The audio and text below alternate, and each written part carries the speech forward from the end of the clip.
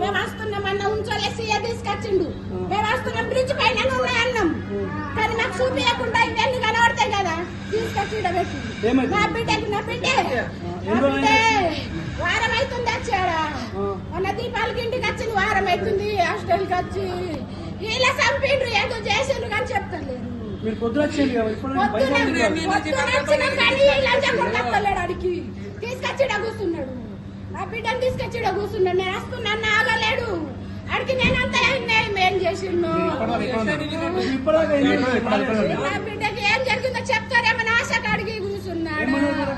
వాళ్ళు ఏం చెప్తారు, ఏం చెప్పారు, లంచాలు తీసుకున్నారు. వాళ్ళు ఏం చెప్పారు, లంచాలతో బతుకుతున్నారు కాబట్టి వాళ్ళు ఏం చెప్పారు.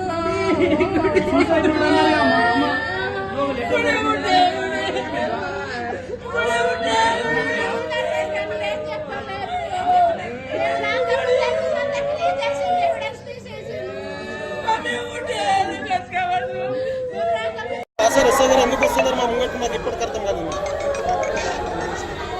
మీకు ఏమైనా చెప్పిందా మరి ఇప్పటిదాకా ఏం కూడా చెప్పాలి. నాకు ఈరోజు పొద్దున కూడా మాట్లాడింది ఫోన్ చేసి, నేను ఏం చేస్తున్నా అంటే టిఫిన్ చేస్తున్నా, నేను కాలేజ్కి వెళ్తున్నా, నాకు ఈరోజు 2 ఎగ్జామ్ ఉన్నాయి, రేపు 3 ఎగ్జామ్ ఉన్నాయి, తర్వాత 2 ఎగ్జామ్ ఉన్నాయి, సండే రోజు రండి మీరు, నేను బయటకు వస్తా, అవుటింగ్ వెళ్దామని కూడా ఫోన్ చేసి చెప్పింది మాకు. అంత చెప్పినా కూడా మాకు ఈరోజు 7:30కి మాట్లాడింది, ఈరోజు మార్నింగ్ 7:30కి మాట్లాడింది.